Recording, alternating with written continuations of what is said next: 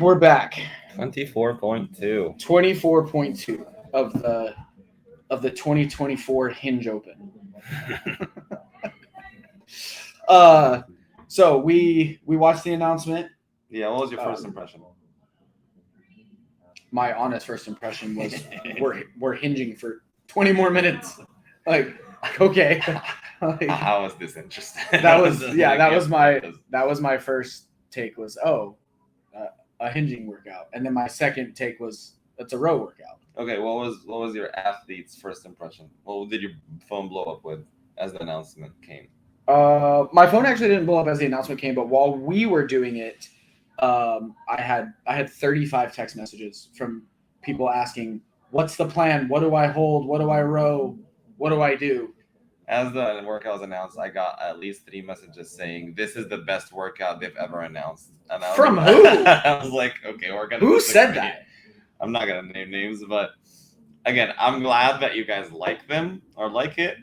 I am on the very opposite spectrum of this. I think this is very probably on brand with what we will see from the Open from now on, as long as the season is structured is the way it is.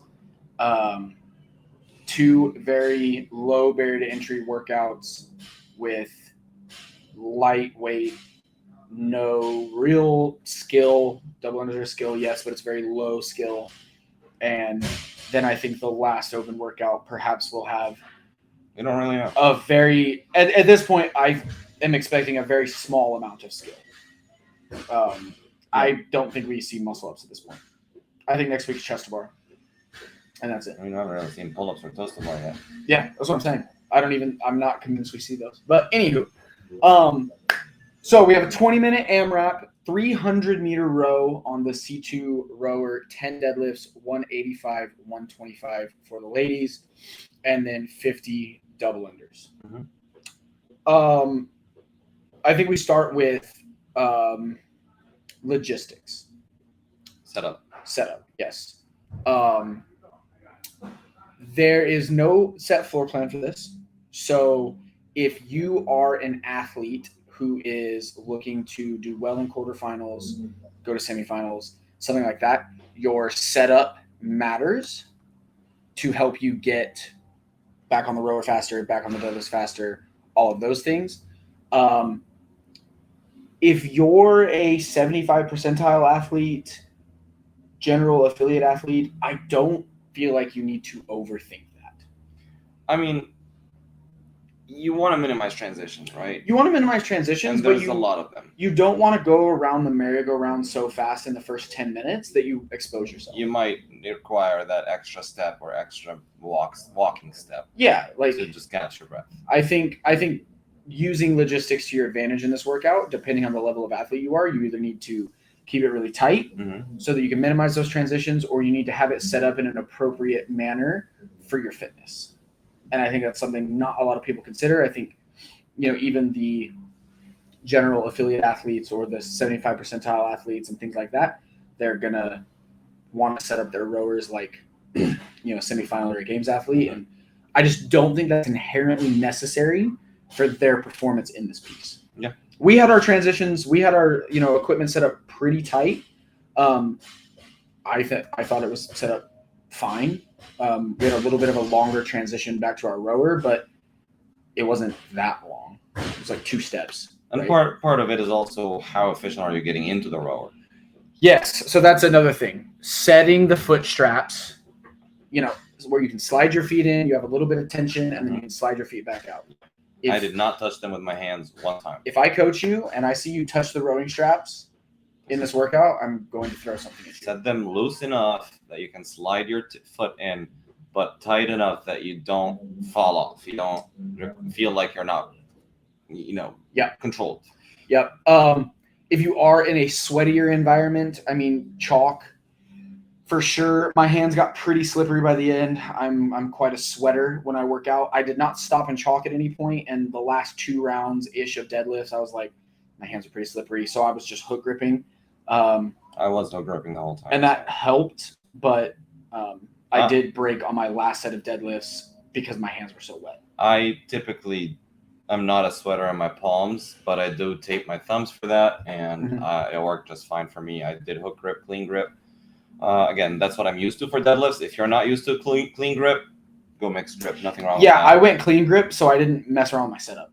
That's fair. I just double overhand hook grip. I knew 185s, not it a was heavy enough light weight enough. for me. Exactly. And then the double unders, the biggest thing with double unders is just make sure you're not on a crack in the mat, a ring above your head, those kind of things. Right. So that you're not getting tripped up for something that's external. Absolutely. So try to find a good, have your rope in the middle of like the 6x4 horse stall mats or something like that, so that you're able to move through those. Absolutely. What else with logistics? Have a judge. Have a judge to reset your monitor. Yeah. Also have a judge to count your double unders. Yes. I was counting my double unders with my judge, and there was at least 2 rounds where I was off from what my judge was at. Right. So have a judge. And you will waste a lot of time resetting the screen if you don't have a judge. 100%. Significantly. 100%. The rower has to count up, so you can't use an interval setting. You have to clear the screen and start it. So have a rower or have a judge who can reset your rower. And tell them to reset, because some judges will not remember. So make sure before you start, hey, please be a good reset. Judge. Yeah. Reset their rower. It's some people forget. Just make sure that you tell them. Yeah. Because at the end of the day, it's your workout. It's not theirs. So if it matters for you. Don't sabotage your friends. Yeah. Second item, I think warming up for that. Yeah. You want to, would you agree, mobilize your posterior chain very well? Yeah, you need to get your posterior chain pretty loose. It's a longer workout. I don't think you need a crazy extensive warm-up versus last week where it was a little more high intensity. But I do think, I'm a big proponent in a workout like this. 3-minute row, 3-minute streaks, 3-minute row, 3-minute ski, 3-minute bike, 2 to 3 times at a very moderate pace. With a longer 20-minute workout like this, yes, you're gonna warm into it a touch, but even just going into it loose and sweaty, and then kind of, I think just really 2, maybe 3 intervals of deadlifts, 100-meter row, couple deadlifts, couple dubs. You know what I mean? Just to feel that transition. And practice those transitions, like getting on your rower, getting off your rower, getting to the deadlift, those kind of things. Yeah, and if you've never played with the nose hand strap thing, do that for excessive amount of times, in and out before the workout. Yeah, just practice your footwork. Just practice going in and out. Find the suitable or the comfortable or the ideal position for you so that you don't get thrown off. Again, I did not touch the straps one time going in and out throughout the whole workout. Yeah. Just slide in, slide out. Yep. Right? 100%. What else? Of course, we will post a warm up, but between the amount of time that you spend on the machines at first and then the actual intervals, some dynamic stretches, some like bird dogs, some glute bridges, some stuff like that, just to get your hamstrings and glutes fired up. If you're somebody out there who has a little bit of a touch and go low back, I would also recommend some reverse hypers, some side planks, some front planks. Just get that whole core band nice and warm and activated. You want your 185 deadlift first set to not feel like it's heavy. Yeah. The deadlifts ideally should never feel heavy. It should be more of a burn. Yeah. I definitely think getting warm enough and activated enough in the deadlifts, especially if you are somebody with some back issues, so that you can just walk up to the bar, brace, and start deadlifting. Versus any kind of a prolonged setup, like maneuver, because those seconds are going to add up. Mm-hmm. So I think that's a good general kind of warm-up. We'll put a really descriptive warm-up in the description as well. Okay, so the workout itself. I think, me and Mahmoud actually had a 15-minute kind of healthy debate back and forth on what we think is important depending on the level of athlete you are. So I think starting kind of broadly, this is a aerobic capacity and hinging endurance test. Last week was a little bit of a hinging endurance test, yes, but it was a little more like high intensity. That's a short period. This is, even if you're an athlete who went around the 10-minute mark, this is double the time of work. So you're going to accrue a lot more hinging. You're also getting a lot more contractions on the rower than you would, in the previous workout. So I think overall that's kind of the stimulus. There's obviously some bounding with the double unders. Did you feel your hamstrings on double unders at all? No. Okay, I just full disclosure, I have a pulled hamstring, so I felt a little bit during the double unders. I mean, it's activating, right? Yeah, the bounding effect is just like, but again, if you have weaker posterior chain, that's why we were saying like warm it up, make sure you're activated, make sure you mix those double unders with the deadlifts with the rowing before you start. Not to, like a lot of people like to say, hey, I'm going to warm up in the first 2 rounds. I mean, yes, this is a fact, but you don't want to rely on that if this is a test. It's the thing with the warm up with this one is it's okay if your heart rate only gets to 150, 140 beats a minute versus 200 versus 170. Yeah. It'll get there at the end of this, right? Like, but you still don't necessarily want your heart rate to be 90 before you start this workout. I agree.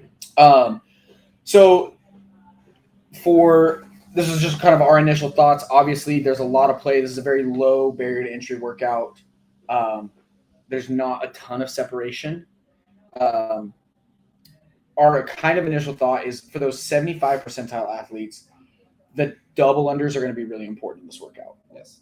Being able to stay composed and get through those double unders is going to be a big factor. So having a plan, I think, especially if you're around that fitness level and double unders aren't your, jam.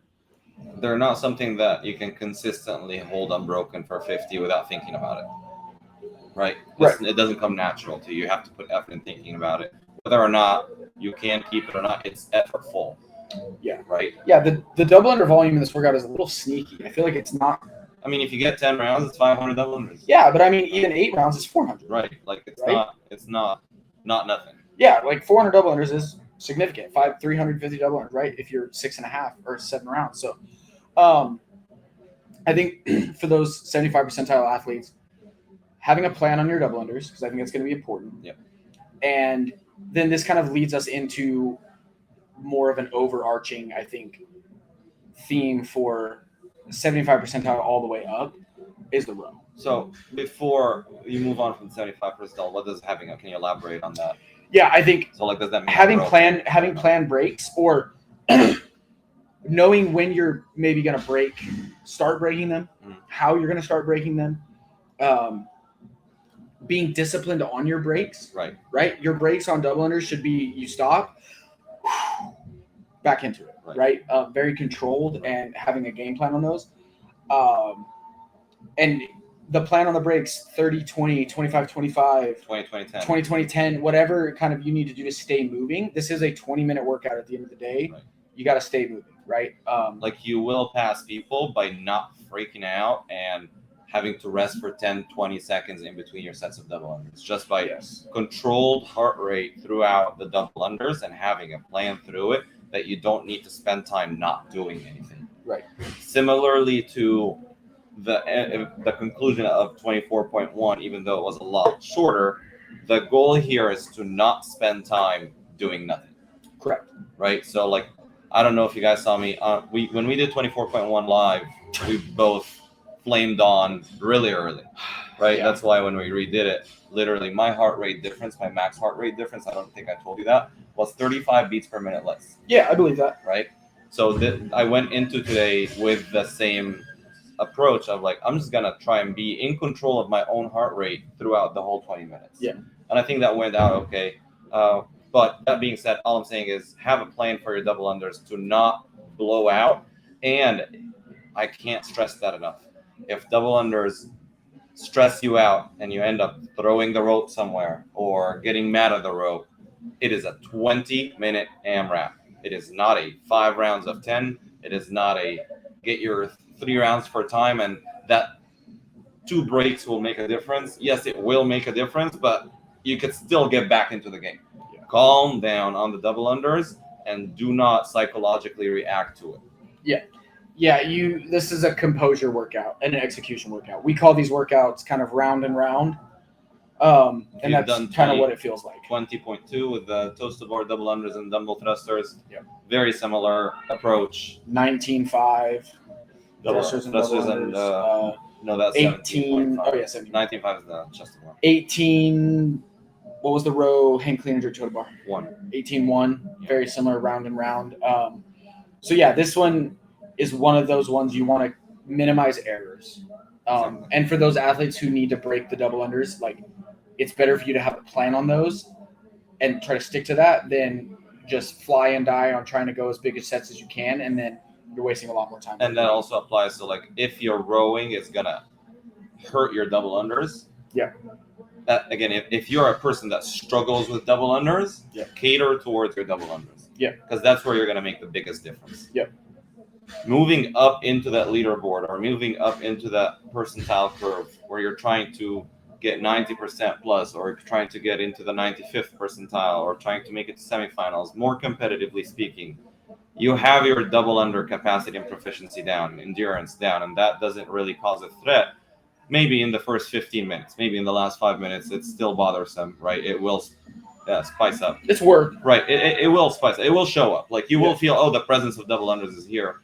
But it's not, oh my God, I will have to like break it up from the beginning to be able to hold it that way. Yeah. At this point, can you keep it that way and row faster? Yeah, so you're kind of leading into the next point. Right. Once we have double under proficiency kind of at a baseline level for this workout, and assuming the deadlifts aren't a major issue. It's not heavy. It's not a heavy weight for, I would say, the vast majority of people competing. I will say also the deadlifts can be broken or can be unbroken. It is not a very impactful. Depends on what it is impacting. If you keep it broken versus if you break it up. Right. If this workout was a different order, if we went deadlifts into row, I would have went unbroken. Yeah. But I ended up breaking 3 rounds of deadlifts. Well, 2 rounds really, and then my last round. Slip. Well, and I knew I wasn't getting back anywhere else, right? I would have probably held on, but I noticed in the workout, going unbroken, I started to want to rest before I picked up the rope. Also, so I made the call to make a quick break. If you guys watched the video, Tristan was holding a much higher pace on the deadlift than I was. So to make up for that, the weight wasn't really bothersome. I was trying to relax by going a little bit slower than you, but being controlled, and I kept it unbroken the whole time. It wasn't a major upsetting movement for me. Yeah. Right. Yeah. So I think it's okay to break those deadlifts. I would say I do think it's beneficial to try to get a couple rounds unbroken. Yeah. Even if you are somebody that's like deadlifts aren't my jam, like I ended up breaking the deadlifts, but I'm a decent deadlifter. Deadlifts aren't my jam. And he ended up going unbroken. So it's just playing a little bit to the other movements. I also know if I break the deadlifts, it will not be a quick pick back up. Right. And that was easier for me to do. I think that's a good point, though. If you're somebody who you know when you drop that bar, you're going to stand there for 20 seconds, you might need to just suck it up. Yeah. Like I breathed on the way to the rope instead of just taking that break in the middle. And my first 10 on the double unders were not something that bothered me. So I was just able to kind of recover in there. The rowing pace. So this comes down, so the rowing pace, I think a good way to sum up the rowing pace is what's your 5K pace. I think that's around what people are. It's around what I was at. Yeah, and I mean for me that would probably be close to my 5K pace as well. Yeah. So I held my paces ranged from a 154 up to a 2, and then my last round was back down to like a 150 because I wanted to get back to the deadlifts with some time. And knowing where my fitness is right now, I think I would probably try to just hold a 155 for a 5K. Yeah. Right? So I think that's a good place to start for most athletes in terms of strategizing the row pace. Mm-hmm. I will say for most athletes, it's going to be hard in the beginning. You're going to have a little adrenaline. You're going to be pulling a little harder, right? Try to relax and not row faster than you need to. Yeah. The difference in the early rounds on rowing pace is very negligible. Right. So I was way behind. Right. I was like 10 seconds. And Rich, who did it with us, he was holding a 157 the first couple rounds. I was holding a 154. I was 159, but I was only off the rower 2 seconds before him. It felt for me like I was behind. I don't really know how much I was behind, but I was able to catch up later on. So at the end of the day, yes, you have to row at a faster pace if you want to do better, but the question is, can you hold it there for 20 minutes? This is not one where you can will yourself to row harder and it be beneficial. I would say round seven sucked. Round 7 sucked really bad on the rower. I was like, this was around the 13 minute mark. And I was like, I don't panic. But I was not able to will myself back into the pace I wanted to be. Right. So I'm just saying. So you maybe should have rowed a little bit slower in the beginning. Yes, 2 seconds slower. Wouldn't have made much of a difference in the beginning, but I would have been able to hold it there in that round. So I was just saying, like, it just because you're a good rower for a 500 or for a 1K or even for a 2K doesn't mean you hold that pace. Like, if you hold your 2K pace, you're gonna die. Somebody was asking me if I could hold 150. I was like, I mean, I can for like 30 seconds, 40 seconds, 1 minute, right? I can do a 130, 500 at my best, but that doesn't mean that I start really fast. The first 2 rounds, even if you're last off of the rower, just sit tight. It's a 20-minute work. Sit tight. Like the first 5 minutes, as long as you're keeping that pace, potentially even moving up in pace if you can, you're gaining on everybody else. Just don't let that difference be super big. Right. That's all. So we were talking before we started recording, and I was saying it's a row workout, and you were like, well, like these other things matter. And I think that is a good point to make. Like, for the majority of the workout is spent on the rower. So the row pace matters incredibly. But you cannot overextend any of the other movements in this workout for another movement. They're not balanced in terms of effort or time necessarily. Reward. But it's just, you have to keep everything really even keel throughout this whole workout, especially the first 16 minutes. Everybody saw the actual live announcement with Justin Medeiros and Colt Mertens. The first comment that I heard from people who were watching for the first time, like, they don't look like they're trying. Right.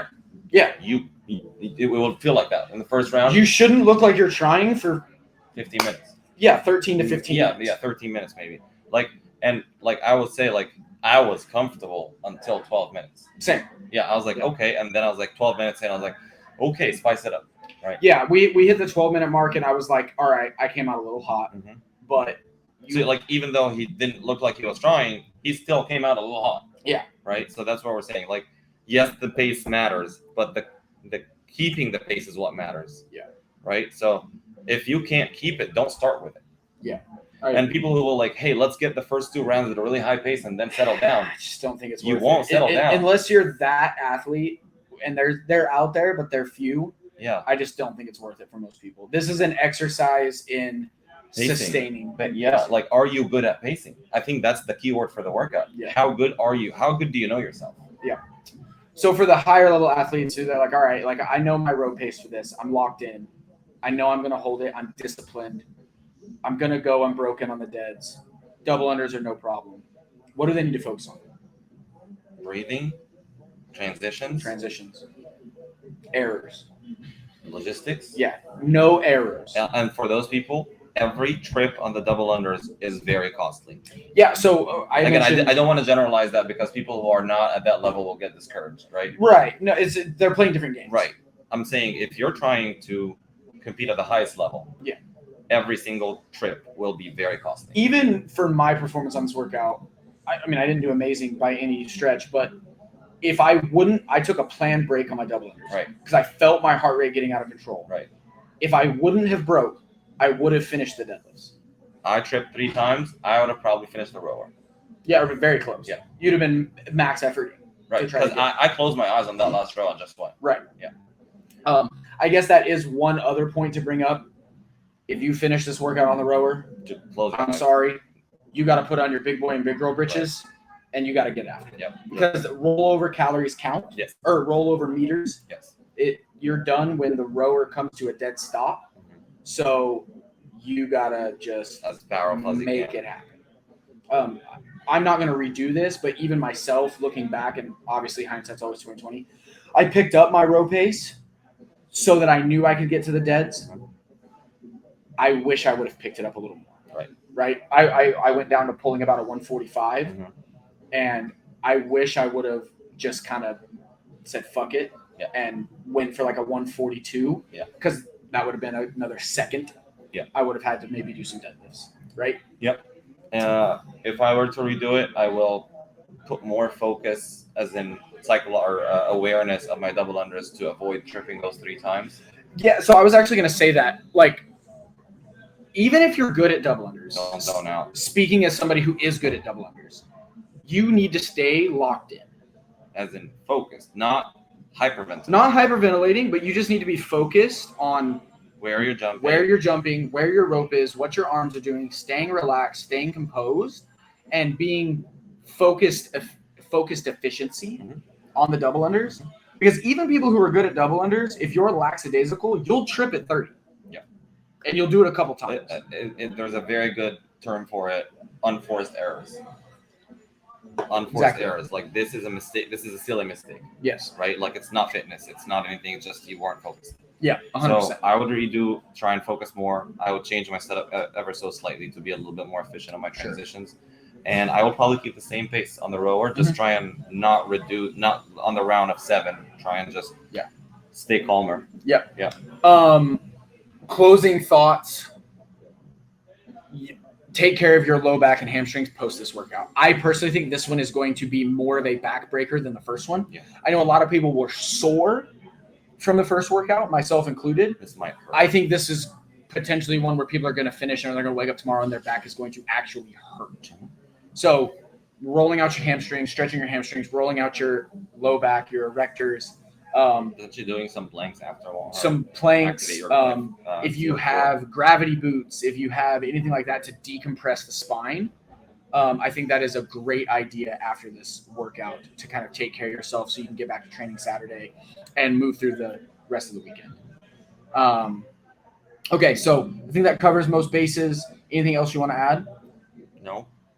I think just focus. That's it. Yeah, focus. This is an interesting workout. I think there will be a lot of I would say it's an interesting workout, but I think for competitors, you've got to stay locked in. You've got to stay locked in. There will be a lot of athletes who are doing high-level quarterfinal athletes, decent quarterfinals athletes, even some semifinal athletes who I guarantee are going to finish this workout. They're going to come up to us and they're going to say, I think I could have rode 2 seconds faster. I just got undisciplined. Yep. Right? And that is not what you want in this workout. So stay disciplined. It's hard to redo as well. It is taxing to redo. I mean, 87 deadlifts, 400 double unders. 400 double unders. Hinging more on the rower. I don't know rower. how many fucking meters on the rower. I don't care. Yeah. I guess it's not that many. 8 times 3, 24. Yeah. Right. So only 2,400 meters on the rower, but just still hinging pattern. Over Yeah. and over. You're back. So stay dialed in on this one. It's a good aerobic test, and thank you guys for tuning in. And we will talk to y'all next week.